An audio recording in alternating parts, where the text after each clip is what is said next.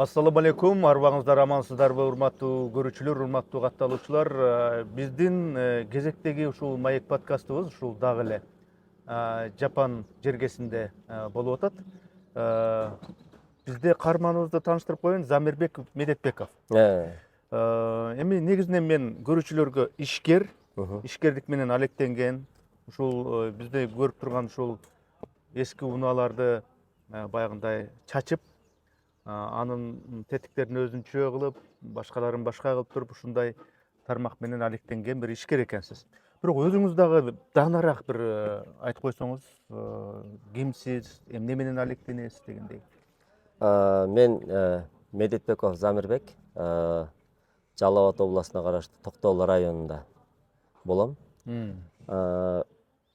Кичинекейимде ошо Токтогулда окугам. Андан кийин ошо Бишкекке келип, биринчи гимназия интернетте окугам.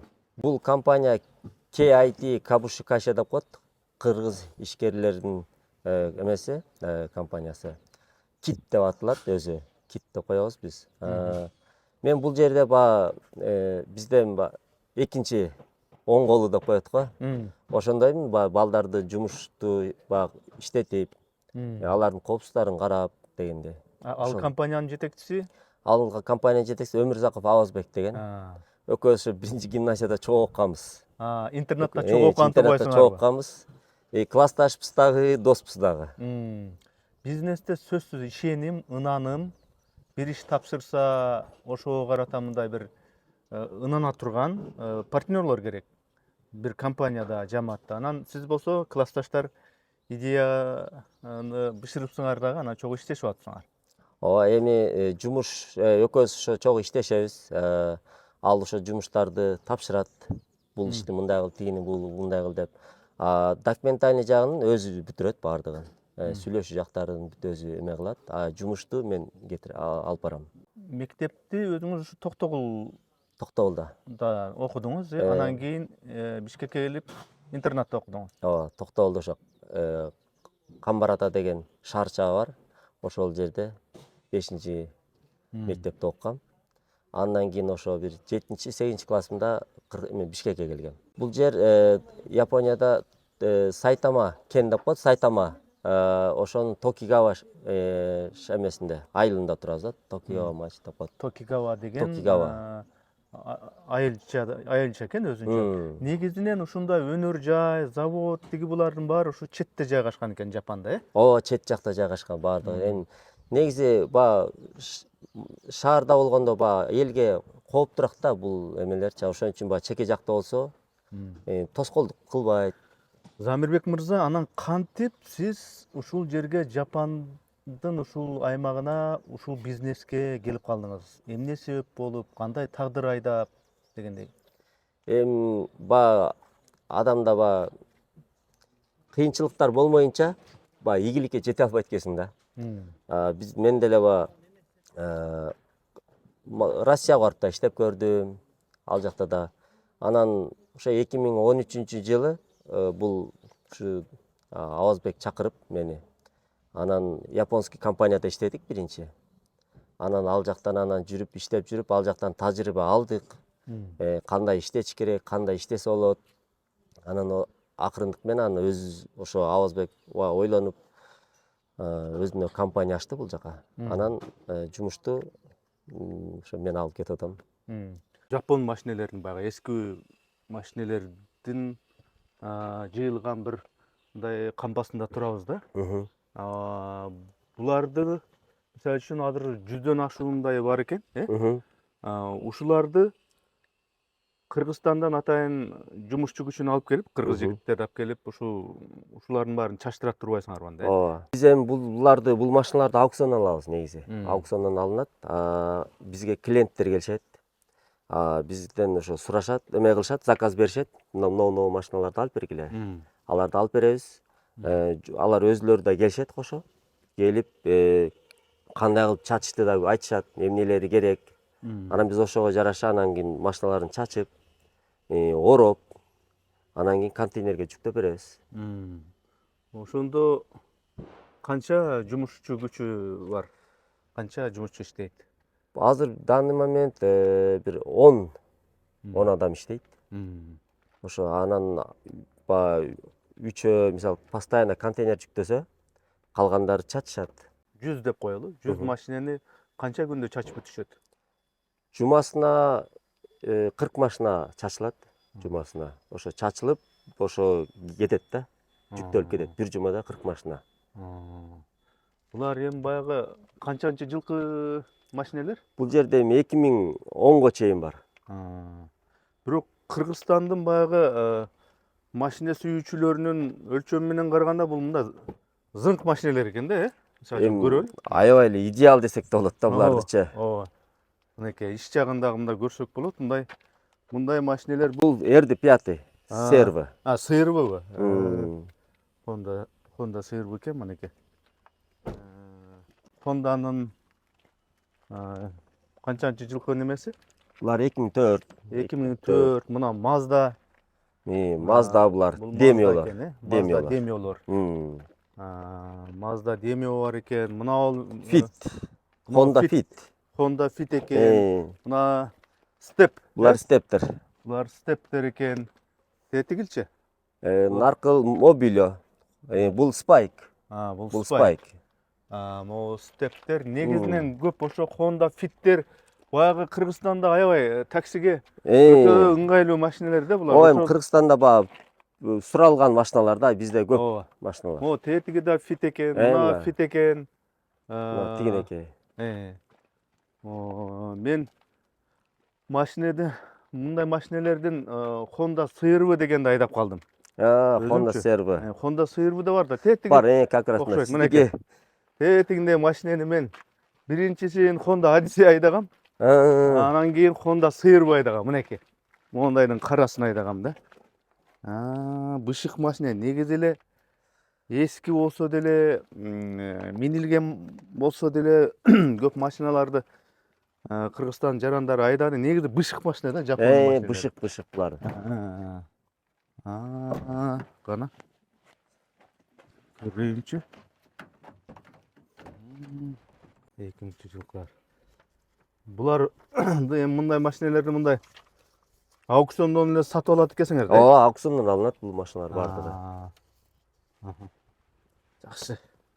Мен ушундай машинени айдагам да. Honda сыйырбы деп. Көзүңө жылуу көрүнө берет го айдаган машина. Жапжаң мына, дерлик жапжаң да. Fit экен мына. Булар Fittер. Бая бизде айтып коет го, чекчейген деп.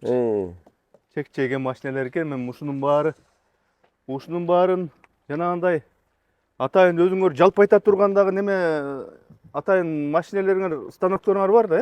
Алар мен ошо бардыгы чачылып бүткөндөн кийин, анан уже ушул жерден жанчылат, анан кетет заводкочу. Буларды эми кайра иштеп чыгарышат да. Экскаватор менен жанчыбыз. Экскаватор менен. Экскаватор менен жанчыбыз, анан кийин алып кетет. Бүт тетиктери чыгып бүткөндөн кийин анан кийин ушунда жанчылап турбайбы? Ооба. Бирок ушу сиденьялары бүт калат да эми. Ооба. Бизге заводдор курулуш керек да. Утилизация кылына турган. Азыр бизде мисалы жарактан чыккан машиналарды биз азыр кайсы жака кетиребиз, ошол вопрос бар да. Кыргызстанда. Мына дальнейшийчи дагы. Жапондарда ушул маселе жакшы жолго коюлуптур буларда колдонулган, эл минбей, улам жаңы модельдеги машинелер минет да. Эски машинелерди жанагындай өзүнчө таштанды кылбастан муну кайра иштетүү жагы аябай жолго коюлуптур Булар машинаны эле эмес, бул бүт нерсени булар бардыгын жолго койгон. Даже мусорду делечи. Мусорду деле мисалы ушундай эле да. Бүт тетиктерин өз-өзүнчө кылып бөлүнөт, мисалы тамак аш болобу, пластик болобу, бүт баарын өз-өзүнчө бөлүнөт. Кайра эле ошону иштетишет да буларчы. Иштетип кайра эле колдонушат да. Булар бардык нерсени уже жолго кое алышкан да. Силер ушул жерде жүрөсүңөр, ошол могул системаны көрүп жүрөсүңөр. Бизде дагы ошону жолго койсо болобу, ушулардан өрнөк алсак болобу? Конечно болот. Эми болбогон нерсе жок го дейм, бардыгын кылса болот да негизи. Аны сүйлөшүп, ошол кайсыл жактан барып, мисалы ушул жактан кандай кылып булар иштетишет, кандай кылып, ошол нерсени эле үйрөнүп алып барсак болот.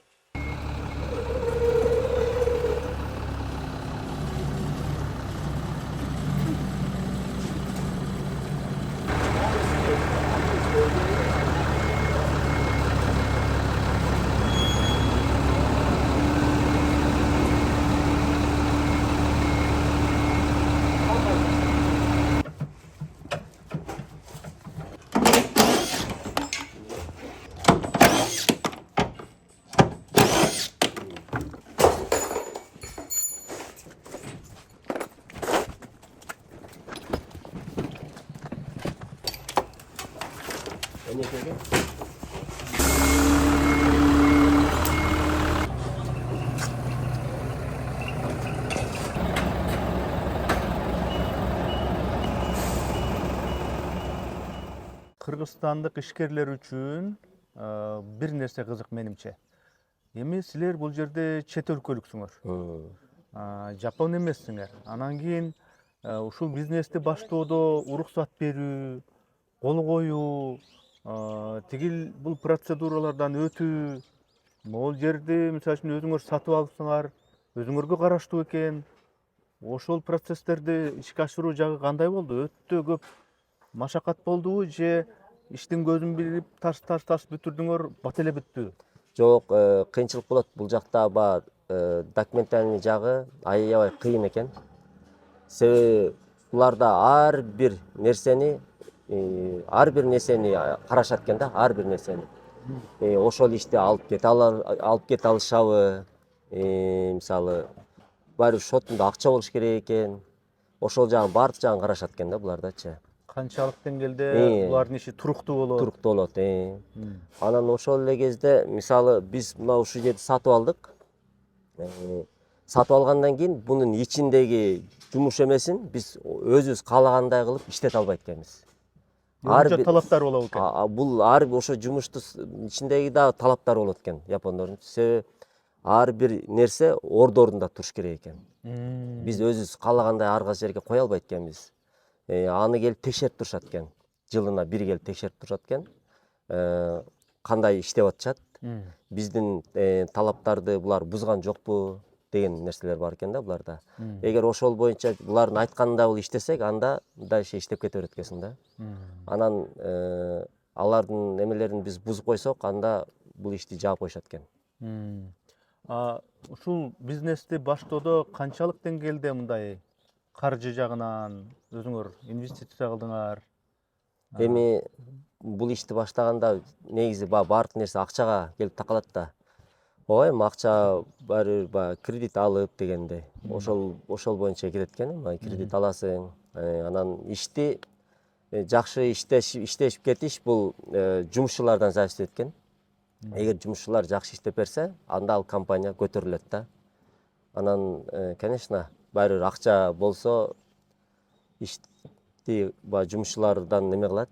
Жумушчулар биз эми бул жерден жетекчи акчасын деле баардыгын салган кезде деле жумушчулар иштеп бербесе банкрот болот да. Ошол кезде ошон үчүн жакшы жумушчулар болуш керек. Жакшы жумушчулар керек. Юридикалык жактан жанагы атайын уруксат берүүчү бир мекемелер бар. Юридикалык, мөөрүн басчу, колун койчу. Ошол жагы канчалык деңгээлде бюрократиясы жок? Бат жана так иштейт экен бул Жапанда. Бул нерсе негизи узак эле болот. Кыйынчылык туудурат. Бирок анткени аябай тыкыр иликтейт турбайбы силерди? Баардык нерсе бар. Буларда баягындай коррупция, анан тааныш билиш деген нерсе жок да. Баардыгы убагында бүтөт негизи. Ошону булардын айткан нерселерине биз жооп берсек, анда жакшы эле болот эми. Бирок эми кыйынчылык туудурат. Бат нерсе. Сиздердей болуп иштеген кыргызстандык же болбосо башка өлкөлөрдүн атайын келип ушундай иштер менен алектенген мындай атаандаштарыңар барбы? Бар. Кыргыздар деле башка жакта деле азыр ошо кыргыз балдар өзүнчө ушундай компания ачып иштеткендер бар. Эми көп эмес, азыраак бар да. Ал атаандаштык жыл сайын өсүп атабы же? Кыргызстандан келгендер көбөйүп атат. Эми бу жерде атаандаштык деген жок. Биз наоборот аларды менен кайра иштешкенге аракет кылабыз. Алардан билбеген нерсебизди алардан сурап, алар бизден сурап дегендей. Бири-бирибизге жардам берип.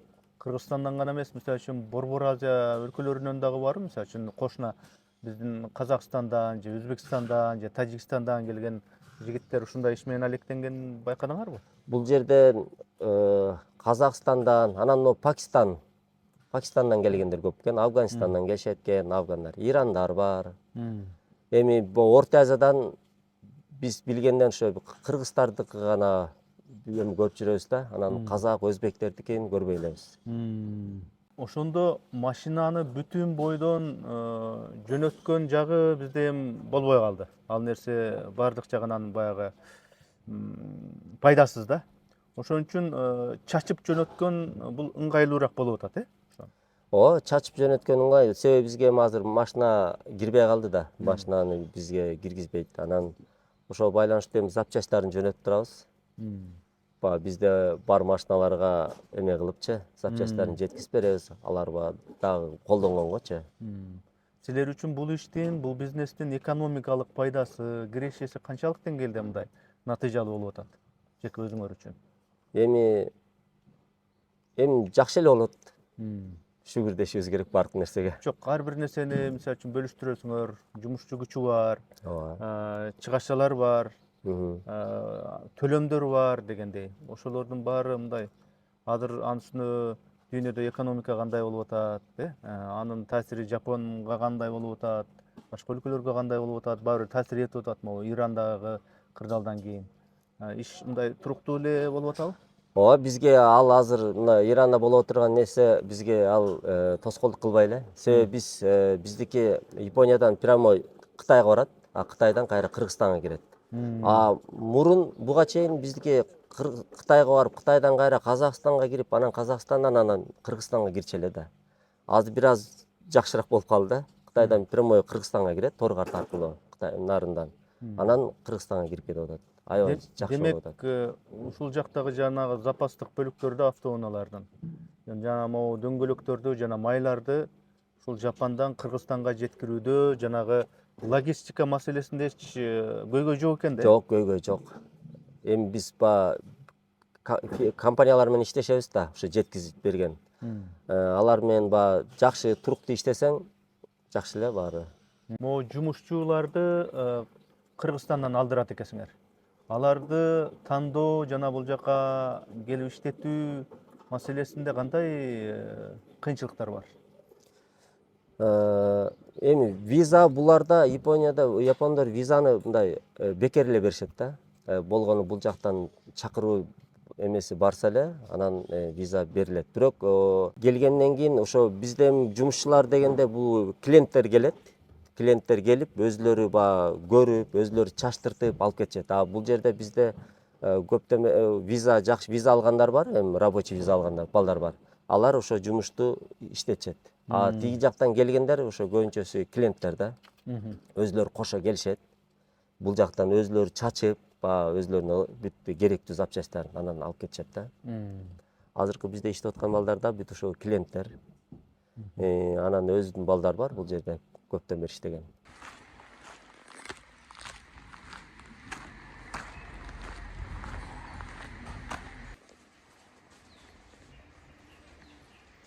Замир мырза, бул эмне болгон дөңгөлөктөр, ошол тууралуу бизге көрүүчүлөргө маалымат.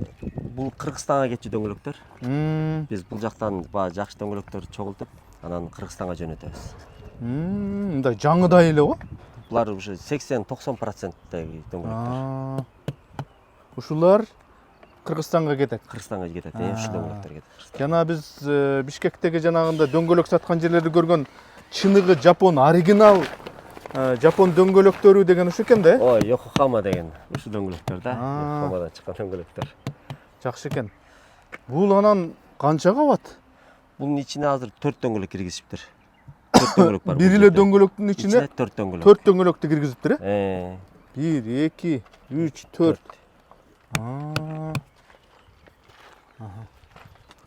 Бул дөңгөлөктөр ушунчалык ичине батып кеткиде чоюлат экен да монда? Чоюлуп ошого кирет. Размер улам кичики размер кылып туруп киргизебиз да булгачы.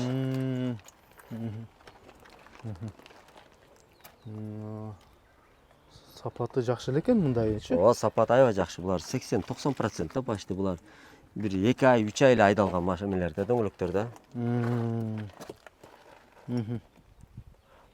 Булар уже бул кийинки сезондо бул дөңгөлөктү колдонушпайт экен япондорчу. Ушул эле боюнча болду, керектен чыкты деп эсептейт экен. Бир эле сезон айдалат экен да. Буларда мисалы 2 ай кыш жаса, мына ошо 2 ай айдалган дөңгөлөктөр да. Бул кийинки жылы кайра жаңы дөңгөлөк алышат экен. Бир дөңгөлөктү булар 2-3 сезонго иштетишпейт экен да. Летныйында эле, зимасында эле ошентчет экен. Бизде негедир Лысый болгучайт. Бизде баягы тазаланып калгыч айдайт го, булар антип кеткен да. Ушунча моңотуп топтолуп өткөндө жанагы биз көрдүк го, жанагы жактагы алынган жанагы эски машинелерден алынган дөңгөлөктөр тазадай болуп монтуп неме кылат экен дагы, тандалат экен. Буяка жыйылат. Ооба. Анан контейнерге салынат. Контейнерге салынат, анан Кыргызстан Кудайбергенге барат дейт, Sakura Motors. Анан кийин Fit Center. Кудайбергендеги жана Sakura Motors деген ушул жерден барат турбайбы? Ушул жерден барат. Анан Fit Centerге барат. Анан ошол жерден анан кайра Ошко, башка эмелерге, региондорго таркатылат. Ал жактагы биздин филиалдаргачы. Тетиги жерде эмне процесс болуп атат, жигиттер турат. Ушул жерден аз да бир сире көрсөтүп коелу. Бул жерде ушул жерден эметилет, дөңгөлөктөр кийгизилет. Чоюлат, бири-бирине кийгизилет. Кана Актилек. Актилек деген жигит азыр кереметин көрсөтсүнчү.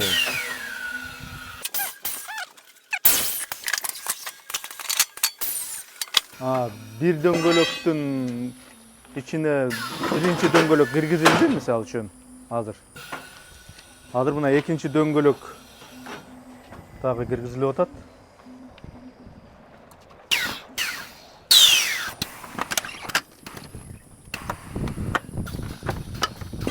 Бул жигиттин иштегенине канча болуп калды бул жерге келип иштеп атканына? Бул жерге булар уже 2 ай болду, буюрса жакында кетишет булар. Жакында кетишет. Кайра эле ушулар өзлөрү барып Кыргызстанда сатышат ушул дөңгөлөктөрдү. Бул жигиттер кайра өзлөрү эле ушул дөңгөлөктү сатат кайра. Ушуларды өзлөрү сатышат. Эмне үчүн 3 айдан же виза ошого ылайык берилет? Виза ошого берилет. Булар эми баягы келип өзлөрү тандап дөңгөлөктөрдү бул жактан. Керектүү дөңгөлөктөрүн алышат, кайра өзлөрү барып тигиттан сатышат.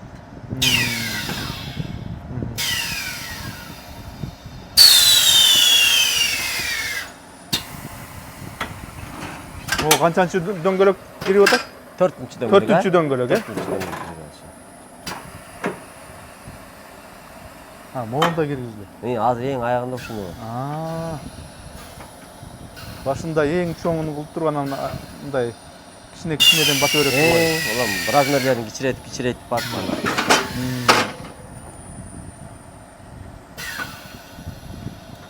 Бул жабдыкты дагы өзүңөр сатып алдыңар? Ооба. Өзүңөрдүкү. 5-чи дөңгөлөк.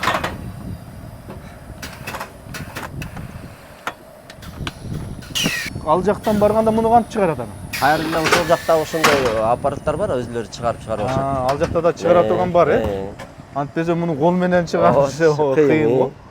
Мына ошол боюнча барат, тиги жерге жыйышат, контейнерге жүктөшөт. Функциясы бул жактын дөңгөлөктөрдү жанагы бири-бирине батырып анан тияка жыйуу экен. Алар эмне болот? Бул жактагы запчастьтар сырттан бизге окшогон компаниялар, японский компаниялар иштейт да. Ошол жактан кардарлар өзлөрү барып, ошол жерден чачып, анан алып келишет, ушул жектерге коюшат. Тигил жактан аукциондон алынып, ал жакта чачылат. Биздин тигишканада. Бул жактан сырттан алып келишет, сырттан чачып келишет өзлөрү. Булар эмне болот анан кийин? Кыргызстанга алып кетишет ушул запчасттарды. Кыргызстанга алып кетет, Ушул боюнча кайра Кыргызстанга алып кетишет бул запчасттар. Ушул жерден жүктөлөт. Ошондо биз баягы азыр эле жүргөн биз жана маек кылган жер, ошол жер да силерге карайт. Бул жер да силерге карайт. Бул жерди силер сатып алдыңар, менчигиңер. Менчигибиз. Кыргыздын жигиттери кыйын.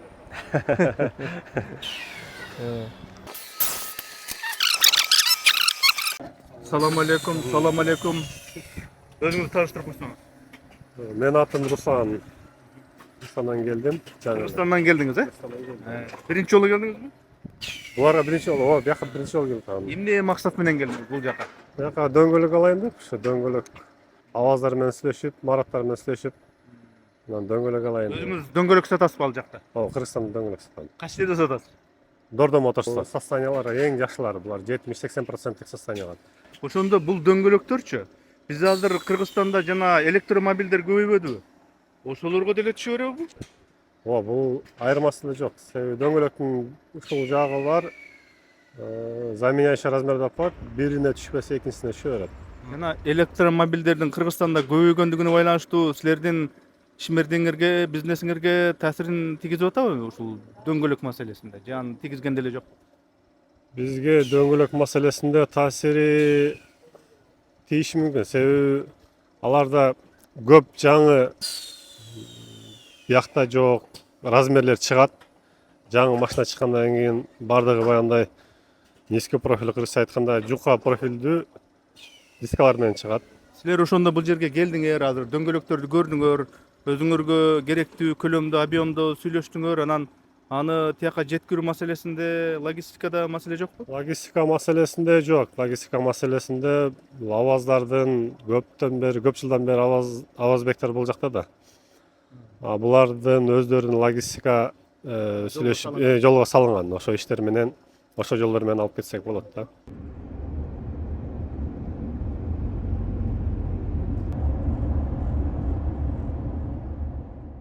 Силер ошондо өзүңөр аукциондон машинаны сатып алып, моунча мээнет кылып, жумушчу күчү тартылып, моундай мээнеттерди кылат экенсиңер. Анан тиги өткөрүп берет экенсиңер могу машина менен. Жөнөтөт экенсиңер. Ошондо ошол эмгегиңерге төлөнөбү? Бул темирди мисалы биз сатабыз да, типа буларгачы. Буларга сатасыңар? Бул компания катары муну өздөрү сатып алат турбайбы силерден? Кадимки эле бизнес? Ооба. Силер өзүңөрдүн мээнетиңерди аласыңар, булар өзүнүн кызыкчылыгы бар, муну силерден сатып алат экен. Сатып алып, кайра булар иштетишет.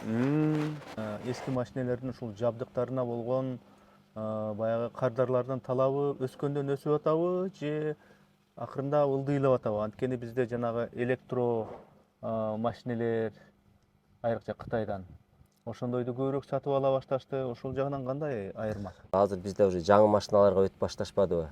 Электромобилдерге мисалы Кытайдан, Кореядан машиналар барып атпайбы?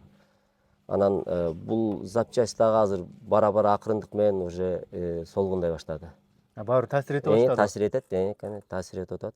Жанагы жумушка алуу критерийлери жөнүндө аларга өзүнчө бир талап барбы? Ушул Жапонго келе турган кыргыз жигиттерин моундай болуш керек. Жакшы жумушчуларды алып келсең, жумушуң жакшы жүрөт. Ооба. Анан жумушчудан зависит баардык нерсе. Мен болушунча жакшылап карайбыз. Баягындай тил алган дегенде. Өзүнүн ишине жоопкерчилик. Анан жумушуна жоопкерчилик бул жакта негизи жоопкерчилик аябай биринчи орунда турат да. Ар бир нерсени айтканда ошол нерсени так аткарса, таза кылса, ошол жагын аябай карайбыз. Шаардын чет экен, анан кийин бул баягы Токтогулдай эле. Өзүңүз туулуп өскөн Токтогулдай эле мындай токой черлүү ушундай жер экен. Экологиясы таза. Анан ушул жакта дагы жолдор, асфальт, үйлөрдүн курулушу, ар бир нерсе өз орду менен ушул жерде дагы шаардагы нерсе, шаардагы жана комфорт ушул жерде бар экен дегендей, аларды көрүп деле өзүнчө эле сабак алат болуш керек дейм. Ооба, бул жерде Японияда эми бөлүнбөйт экен. Айылда деле ошол эле условия түзүлгөн. Бардык жеринде условия бар. Бардык жеринде условия жетиштүү экен. Ошол эле мисалы Токиодогу магазиндерди деле ушул айыл жергесинен деле табасың. Бүт нерсе ушу бардык жака булар условияны түзүп коюшкан экен. Ошол эле эреже бул айыл жергесинде деле ошол эле эрежелер колдонулат. Ошол сиздердин ушул ишканадагы ушул Жапон өлкөсүндөгү мына ушул аймактагы жумушчулардын коопсуздугу, алардын тамак аш менен камсыздоо жана башка шарттарды түзүү ошол жагы дагы мындай каралган да. Ооба, биз бүт жагын, жатаканасын, тамак аш жагын, жумуштагы бүт кийим кечесин баардыгын камсыздап турабыз. Жапон тарап моундай талаптар сакталыш керек деп, могу техникалык жана башка талаптарды көзөмөлдөп турат деп. Ошол эле учурда ушу жумушчулардын укугу, жумушчулардын кызыкчылыгы дегендей, ошолорду дагы көзөмөлдөйбү алар? Алар япондор баардык нерсени көзөмөлдөшөт экен. Мисалы жумуш ичиндеги мисалы кара, мына экскаватор, буларга дагы ушу жумуш биз өз ушунун ичинде болсок дагы ошого права керек экен. Ушунун ичиндеги мисалы караны айдаш үчүн дагы ошого права окуп, права алып, анан айдаш керек экен да. Экскаватор деле ошол. Ушунун ичинде туруп дагы мисалы келип, мисалы текшерип кала турган болсо, мисалы полицияданчы праваны сурап канда жок болуп кала турган болсо, штраф салат да. Эгер штраф салган кезде ушу даже документиң жок болуп калса, мисалы виза, мисалы рабочий визаң жок болуп кала турган болсо, депорт кылат да. Демек, Кыргызстанда экскаватор айдап эле жүргөн, силер көрүп билбей эле жүргөн бир жигитти алып келип, жөн эле айдатып кое албайсыңар. Жок, айдата албайбыз. Бүт өзүнүн Ооба. документалдык жактан дагы тастыктамасы болуш керек. Болуш керек. Каранын да правасы болуш керек, экскаватордун да правасы болуш керек. Анан ошол эле кезде буларда биз ушул жерди сатып алдык, ушул жерди иштетип атабыз. Ошондо ар бир запчастьтарды биз машина кайсы жерде туруш керек, запчасть кайсы жерде туруш керек, мотору кайсы жерде туруш керек. Ошол мотор турган жерде майы сыртка чыгып агып кетпейби? Ошол жактарынан бери карашат да аларчы. Эми силер эски машинелердин тетиктерин Кыргызстанга жөнөтүп иш кылат экенсиз. Жапондорду айттыңыз, ар бир нерсеге маани берет депчи. Жоопкерчиликтүү мамиле кылат деп. Анан силер ушул тетиктерди Кыргызстанга жөнөтүүдө дагы жоопкерчиликтүү мамиле кыласыңарбы? Мисалы үчүн канчалык деңгээлде ошол тетиктер жарамдуу жана кепилдиги менен дегендейчи. Ооба, биз албетте аларды биринчи очередь машинаны алып келип чачканда, чачып атканда карайбыз. Чийилген эмеспи, урулган эмеспи, тазабы. Анан ошого жараша ошол таза запчастьтарды оройбуз, стричтер менен. Ороп, аларды таза эме коюп, анан кийин жөнөтөбүз. Жараксыз болсо, ушул жерден эле калат мусорго. Жарактууларын салабыз. Негизи машина колдонуп бүткөндөн кийин анын ээси айдабай калса, анда эски машинелер бир жерде үйүлүп машинелердин мындайча айтканда мүрзөсү болот да. Ооба. Анан бул жапондор ал маселени дагы чечиптир. Аны дагы жөн койбостон ошону кайрадан майдалап, резинадай, темирин темирдей ушундай кылып кайрадан иштетүү жагы бул жакта күчтүү экен. Ошол жапон технологиясына, жапон ошо мыйзамдарына ылайык бул маселенин чечилиши жеке ушул ишкананын жетекчиси катары сизге кандай мындай таасир берди? Биз дагы ушул жагынан кандай, мисалы үчүн өрнөк алсак болот булардан? Эми негизи бизде деле ошол нерсеге барышыбыз керек да. Ар бир нерсени иштете турган заводдор курулуш керек. Себеби антпесек бизде мусор болуп, ошол жер чирип, аябай сасып дегенде, анан кийин элге зыян аябай тийип атат да. Ал жерде мисалы бүт нерселер барат да, жанагы курт кумурскалар көбөйөт ал жерде, канаттуулар көбөйүп атат, мисалы чымчыктар. Айра ошонун эмесинен анан кийин бизде да оорулар көп болуп атат да, адамдардын оорусучу. Анан биз деле ушул жактан мисалы, конечно, үйрөнсөк болот. Мисалы биз азыр ушул жерде иштеп атабыз. Ушул эле нерсени Кыргызстанга алып барып, мисалы заводун курсак дегендей пландар бар да. Өзүнүн технологиясын өздөштүрүү менен. Ушулардын технологиясын алып барып Кыргызстанга алып барсак, неге болбойт деген, болбойт. Алып барсак болот да. Ошого биздинде мүмкүнчүлүк түзүп берсе жакшы болот да, ошол нерсеге. Анан мен ушунча бир 6-7 күндөй Жапонияда жүрөбүз. Унааларды карадым.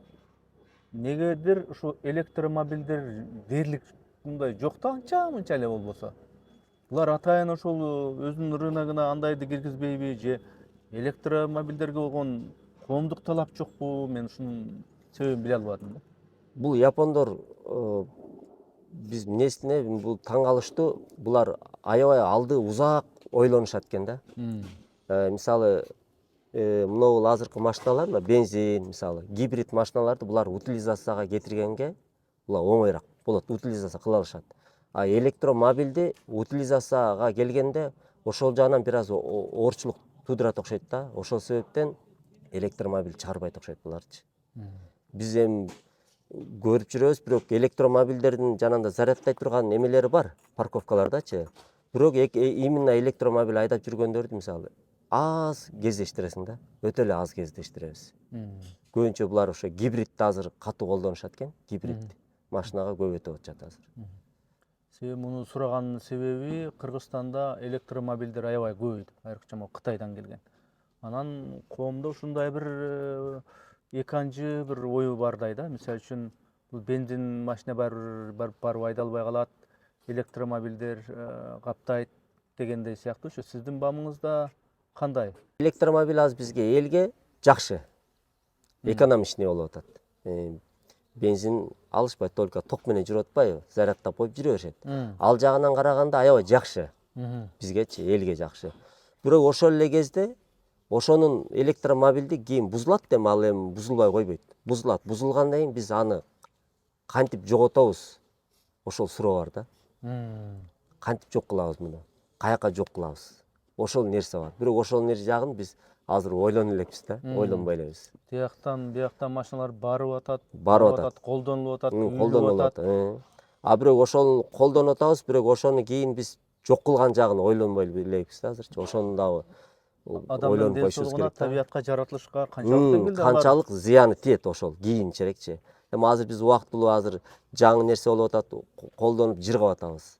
А бирок кийин ошол нерсе биздин келечегибизге, келечек муундарга канчалык зыяны тиет деген. Жапондордо ал нерсе системага түшүп калыптыр. Ал нерсе булар эскини кайра колдонуу боюнча. Буларда эскини кайра колдонулат да. Бүт нерсе колдонулат. Мусорунан баштап баардык нерсе буларда колдонулат да.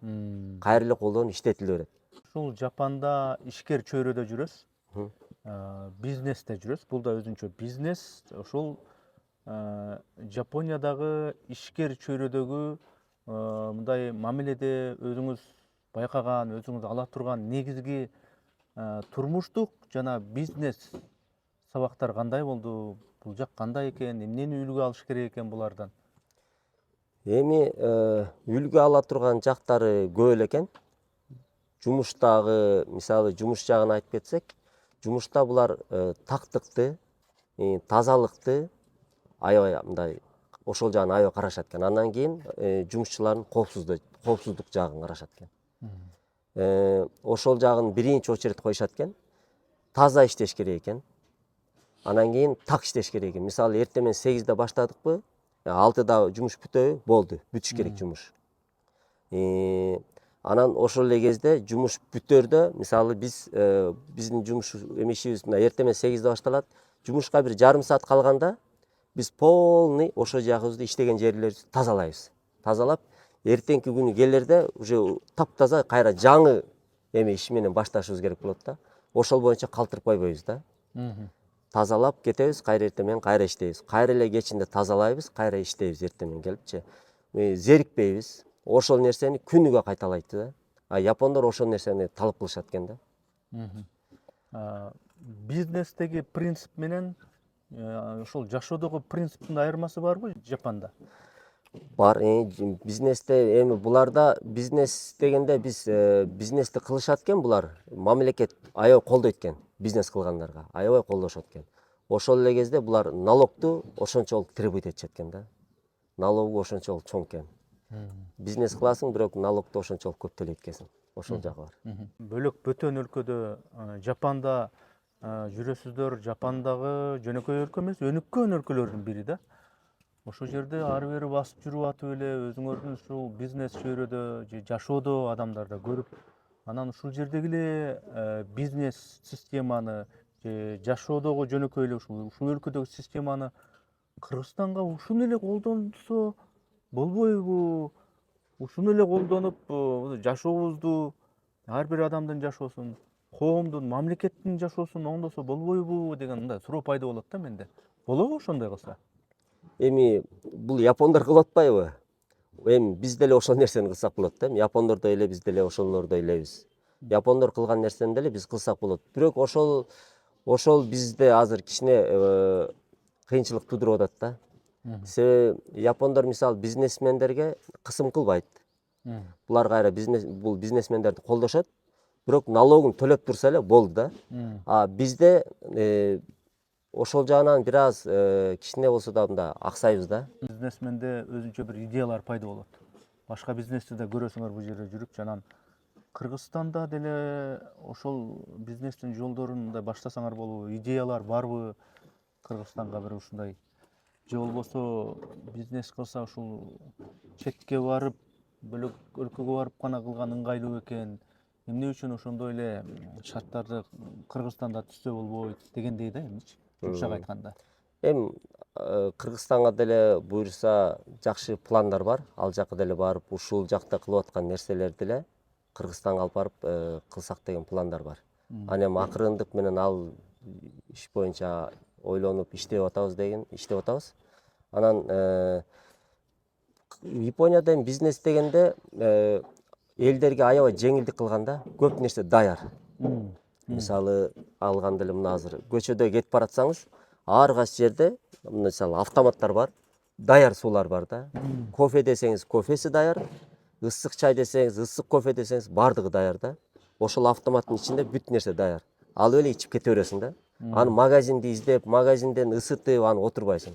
Бүт нерсе даяр. Өнүккөн коомдо ошол өнүккөн коомдогу жашоо критерийлерине коом өзү даяр болуш керек деп атам да менчи. Анткени мен буякта жүрөм, мисалы үчүн коомдук транспортко чыганбы, моундай кылып туруп меникинде рюкзак астына алышат экен. Анан ортодо жанагындай кармагычтарымды кармап турат экен. Анан мындай байкаганым, мен азыр рюкзакты монтуп астыма алып атпаймынбы? Ооба. Ал жерде артымдагы элге өтүп атканда тоскоол болбосун деп монтуп алышат экен. Япондор. Мен ойлопмун, рюкзакты өзү артка эле асынып жүрөт го деп. Алар болсо коомдук аң сезимде бар экен. Мен ушул коомдук транспортко түшкөндө ошондой артыма асынып алып, ары бери өткөн кишиге жолтоо болбоюн деген нерсе ар бир жапондо бар экен. Моундай кылып асынып алат экен. Жолтоо болбоюн деп. Жанагындай метролордо электричкаларга чыкканда эч кимге жолтоо болбош керек. Бакылдап шакылдабаш керек. Тынч болуш керек дегенди эч ким мындай монтуп буйрук иретин эмес. Аң сезимде бар экен алардынчы. Анан мен ошону айтып атам да, биринчи эми ооба өнүгүүнү каалайбыз. Ооба бизде ушундай комфорттор болсун. Ооба ушундай бакубатчылыктай байгерчилик болсун. Бирок ошого коом ар тараптан даяр болуш керекпи дейм да. Ооба, бизде коом даяр болмоюнча ал нерселерди кылыш кыйын болуп калат. Мисалы, буларда көчөсүндө кетип басканда деле, бир чеке менен басышат да. 5-6 бала болсо да мындай тизилип алып, мындай бир чекеси менен басат. Себеби бир жагынан мисалы велосипедчендер өтүшү мүмкүн. Нар жактан шашып келаткан адамдар болушу мүмкүн, ошол жагынан өткөнгөчү. Буларда машина эле эмес, адамдар дагы жолдон правила менен басышат да. Машина эле эмес да. Көрдүңүзбү? Как будто мындай кээде ойлонуп кетебиз. Мен жаңы келгенимде аябай таң калчумун да. Үстүнөн бир адам мындай башкарып атабы дегендей мага ой келип кетчү да. Ошондой жүрүшөт да. Анан кийин япондордо мындай дагы бир жагы бар. Сизди мен бирөөнү түртүп кетсем, мен наоборот кечирим сурабастан алар келип менден кечирим сурашат да. Менде ошондой ситуациялар болуп калчу да башын жаңы келгенимде. Себеби буларда аябай ийкемдүү болушат экен. Анан мен аны сүзүп кетем да, ал менден кечирим сурап атат да, башын ийип кечирим сурайт. Кечирип коюңуз депчи. Анан мен ойлонуп кетем, ал менден кайра мен аны сүзүп атсам, ал кайра сиз мени сүзүп кеттиңиз, кечирип коюңуз деп менден кечирим сурап атат да эми. Мен уялып кетчим да. Алар ошонусу менен кайра тарбиялап койот экен. Ошентип мен уже тарбиялап койду. Эч унчуккан да жок, сүйлөгөн да жок. Мисалы кечирим сурап эле мен уже тарбиялап койду да. Мен уже ойлонуп, аябай өзүмдү күнөөлүү сезип, бир топко чейин өзүң эме болосуң да. Карачы, мен муну сүздүм, кайра бул менден кечирим сурап атат. Мен неге ушул нерсени наоборот андан кечирим сурап, мен ушул нерсени кыла албайм депчи, ойлонуп аябай мындай өзүң мындай туура эмес абалда калып калат экенсиң да. Анан акырындык менен ошол нерсеге биз деле көндүк. Жолдо жүргөндө жол эрежеси менен жүрөбүз, чекеси менен басып дегендей. Баягы исламда, мусулманчылыкта бир бар го. Бирөөнүн акысына кирбеш керек дегенчи. Ал ошо коомдук көчөдө болобу, коомдук транспортто болобу, же кайсы бир ишканада жумушчуларды иштетүү маселесинде жумушчу жетекчи жумушчунун акысына кирбеш керек. Ар ким өзүнүн ишин так билиш керек. Майда катардагы жумушчу дагы өзүнүн ишин так билсе, жетекчи дагы так билсе, ошондо коом өнүгөт деген нерсени мен түшүндүм да. Ооба, буларда ушул нерсе аябай кармалат. Ушу бирөөнүн акысын жебейт, бирөөнүн буюмун алып алайын дешпейт. Уурдоо, коррупция жөнүндө сөз жок. Себеби мен ошо келгенимде бир эмеге кабылдым, окуяга. Ошо бул жактан права алгам да, окуп алдым да бул жактан праваны. Анан ошо правага баратып, мына мисалы телефонум бар, симкасы жок. Только Wi-Fi'дан гана колдончумун да.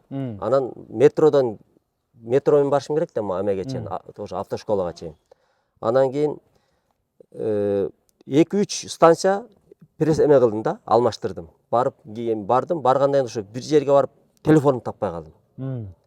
Анан кийин ошол жерде сотрудниктерге айтып коюп кеттим. Ушунда мен шу жактан келдим эле, бирок кайсыл метрого, кайсыл вагонго калып калдым, билбейм телефонумду. Кеттим. Кайра обедте келдим. Школага барып кайра келсем, сурадым. Мен телефонумду табылдыбы же табылбадыбы деп. Алар таап коюшуптур.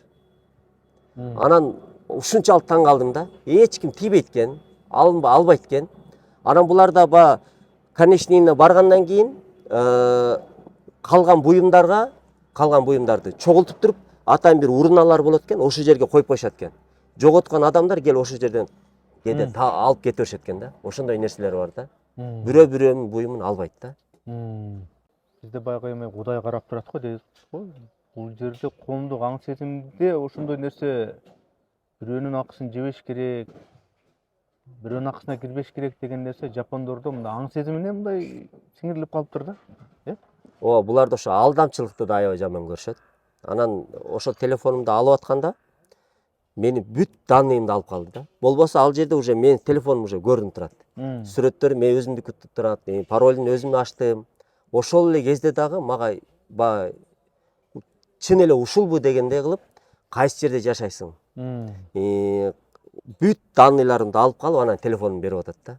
Сиз ишкерсиз, ишкер албетте өзүнүн ушул ишинде ийгиликтин болушун, мындайча айтканда, ийгиликтин болушуна аракет кылат. Ишкер катары ушул бизнестеги ийгилик сиз үчүн эмне менен өлчөнөт, эмне менен ченелет? Биринчиден так болуш керек экен жумушка. Жумушту убагында бүтүрүш керек экен. И ошол эле кезде таза, анан мисалы бир жумушту берет да, ошол нерсени так даана, анан убагында бүтүрүп, баардыгын качественный кылыш керек экен. Ошондой болсо, ошондо ишканадагы, ошол компаниядагы өсөт да. Сизди көрүп, мисалы үчүн ушул Жапондагы эле эмес, башка Европадагы, башка балким Кытайдагы, башка ушу чет өлкөдөгү ушу кыргыз ишкер жигиттерин көрүп, Кыргызстандагы жигиттерде суроо пайда болушу мүмкүн.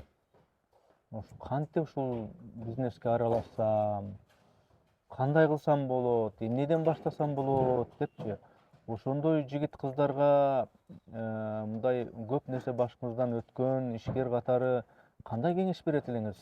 Эмнелерди башкы, мындайча айтканда, насаат катары айтат элеңиз ошондой жигиттерге, кыздарга? Эми биринчиден ошо кыла турган жумушту биринчи анализ жүргүзүш керек. Мен ошол ишти алып кете аламбы? Анан кийин ошол ишти алып кетерде команда керек. Жакшы команда топтош керек. Ишеничтүү, мисалы, анан узакка иштей турган команда керек да. Бизде мисалы мындай го, иштеп атып эле, башка жакта мисалы айлыгы көбүрөөк эмени көрүп калсак, ошол жакка секирип кетет да. Туруктуулук жок да. Ошон үчүн мындай бир жумушту баштаарда дагы өзүнүн командасы аябай туруктуу, анан кийин жумушка так болгон команда болсо, ошондо ошол ишти дагы мындай оңой алып кетиши мүмкүн да. Сиз бул жерде өзүңүз эле эмес, үй бүлөңүз мененсиз да, Ооба, үй бүлө менен. Балдарыңыз бар? Бар. Канча жашта? Азыр кичинекейим 2,5 жашта. 2,5 жашта. Ушул Жапон бала бакчасына берейин, Жапондун ошо орто мектебине берейин деген пландар барбы? Ооба, мен негизи бул жака жаңы келгенимде ошо кыялданып койдум эле. Ушу мен да буюрса балалуу болсом, баламды ушул жактан садиктен тарбия алдырам деп. Себеби буларда садиктен аябай жакшы тарбия беришет экен. Бала бакчадан. Бала бакчадан беришет экен. Буларда бала бакчадан эле тарбияны берип коет экен, болду. Андан кийин бала өзү эле уже эмесин тургузуп кетет экен. Пайдабалы жакшы болсо, андан кийин коомдо дагы өзүнүн ордун табат. Ооба, негизи айтат го, үй саларда деле фундаментин жакшы курсаң, анан үй калганы жакшы туруп кетет да. Кийин курабайт, кыйшайбайт дегендей да. А баланы деле ошо бала бакчадан жакшы тарбия берип койсоң, андан кийин өзү алып кеткени жеңилирээк болот экен да. ошон үчүн жанагы суроодо ушуну бергим келген да, менчи ушуну уккум келген да. Өнүккөн коом Жапониядагыдай комфорттуу, байгерчиликтүү коом болуш үчүн ошол нерсеге коом өзү даяр болуш керек.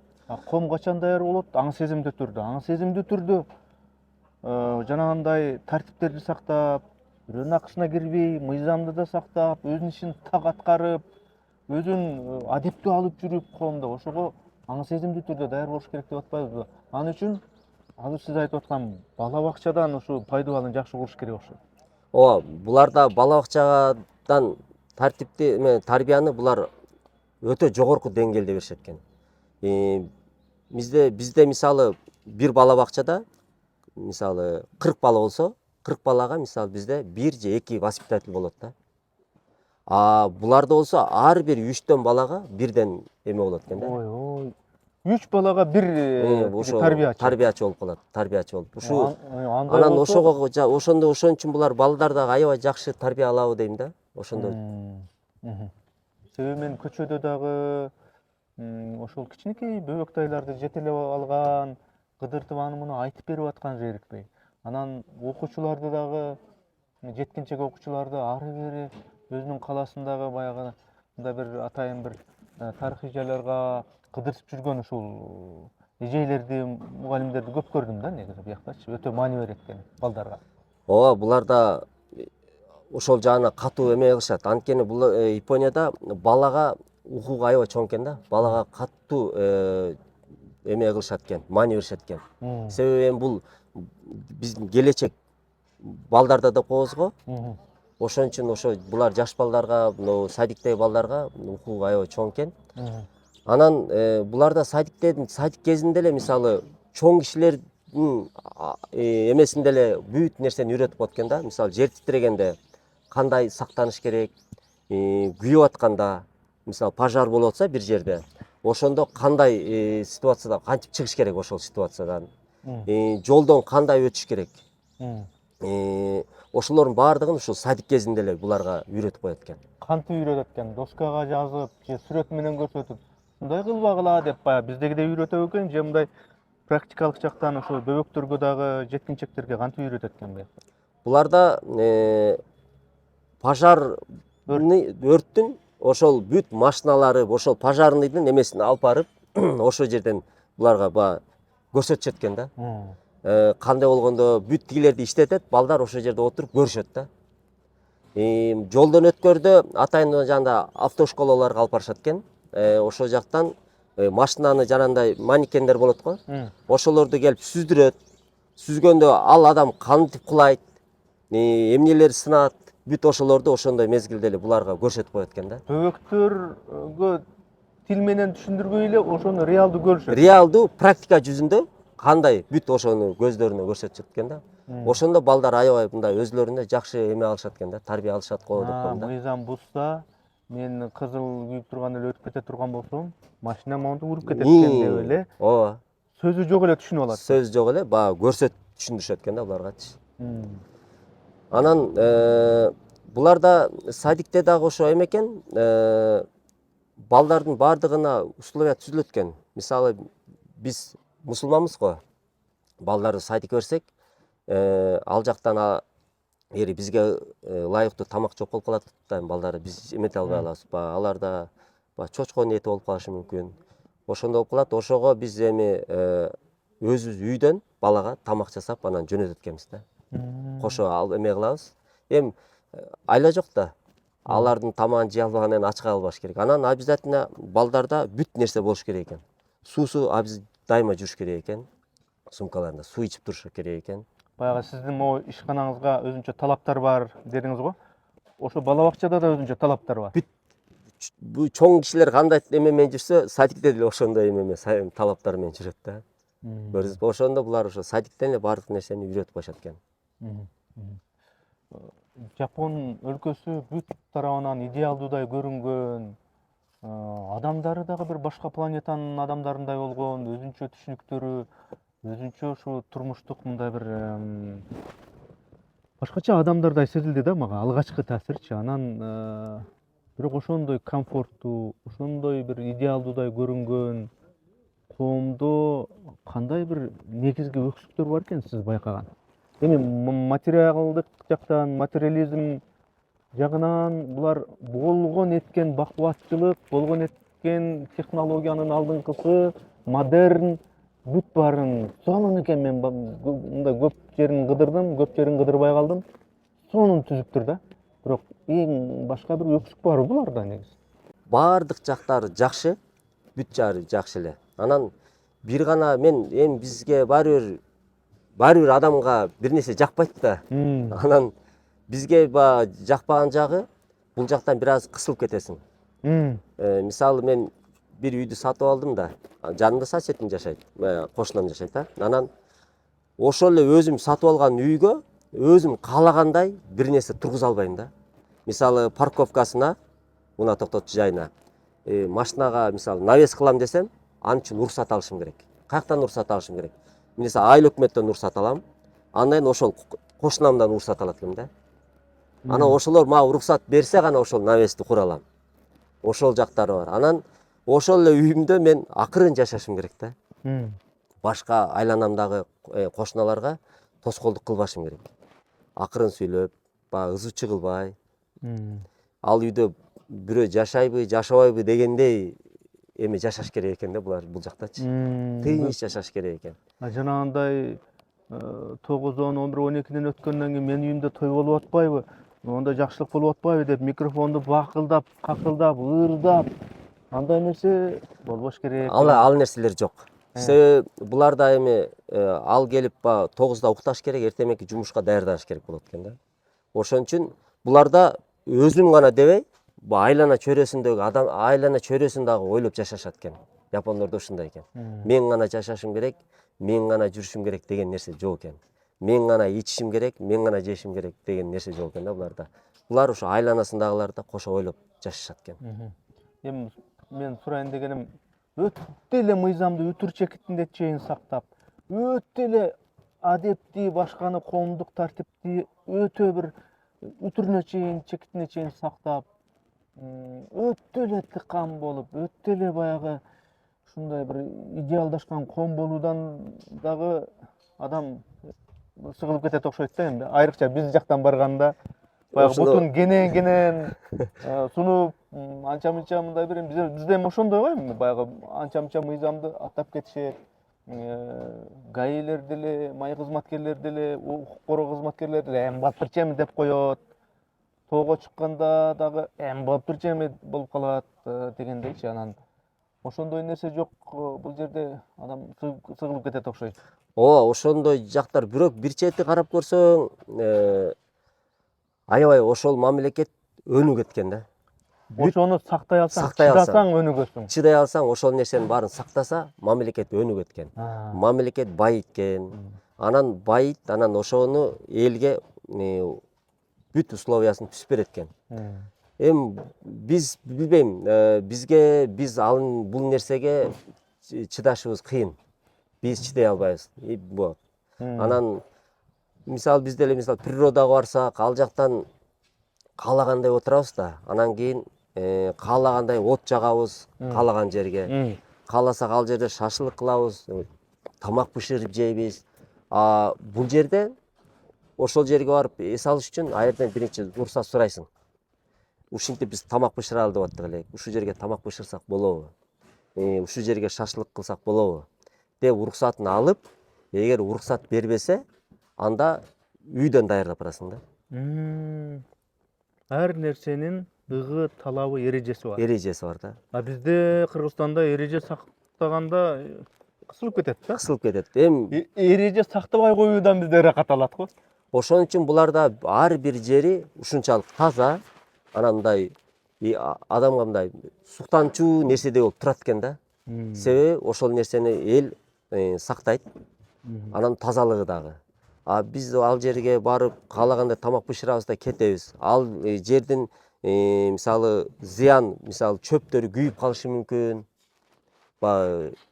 Анан ошол жактарына дагы аябай көңүл бурушат экен да. Бирок бул жакта туруп биз көнүп калдык ал нерсеге. Көнүп калдык. Буюрса буларды кандай болсо биз ошол нерсени эле аткарып, ошол нерсесин сактап, бүт булардын закону кандай болсо ошону кыл кылат экенсиң. Демек башка өлкөнүн баягы системасында жашап жүргөн сиз сыяктуу жигиттер бияка келип бул жактагы коомдогу системага кадимкидей эле көөндүңөр. Ооба. Демек ошол системаны жалпы ушу Кыргызстанга жайылсак, чыдай алсак, мындай кылба деген жерин мындай кылбай, кыл дегенин кылып аткара алсак, анда биздин коом деле демек өнүксө болот экен. Биздин коомду азыр өнүктүрүш үчүн биз бала бакчадан башташыбыз керек. Азыркы биздин коом, аларды биз үйрөтө албайбыз баарын. Баягы сөөгү катып калган Э. муун сөөгү катыган боюнча калат. Бирок кичинекей жеткинчек бөбөктөрдү ушу кичинесинен пайдубалын жакшы кура алсак, алар өзүнөн өзү эле жаратылышка, коомго, адамга ошондой мамиле кылып калат деген сөз. Ооба. Ошондой эле болуп калат. Биз ушу бала бакчадан биз бир тазаланышыбыз керек да.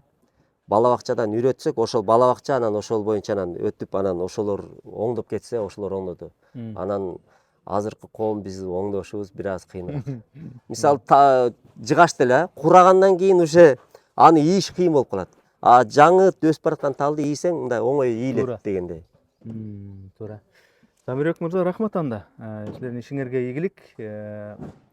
Кыргызстанга бат-баттан барып турат экенсиңер. Ошондой бат-баттан барып турсаңар дагы баягы Кыргызстанга болгон сагыныч, Кыргызстанга болгон күйүп жануу бар экен баары бир. Кыргызстан менин мекеним деген. Ийгилик ушу силердей кыргыздын азаматтары, жигиттери менен ушу эки өлкөгө тең пайда келтирип, экономикалык жактан, моралдык жактан ошол жака барганда өзүнчө үлгү болуп, ишкерлик ишиңер менен дагы, адамгерчилигиңер менен дагы үлгү болуп, коомго үлгү болуп жүрө бериңиздер, бар болуңуздар, тынч болуңуздар. Рахмат.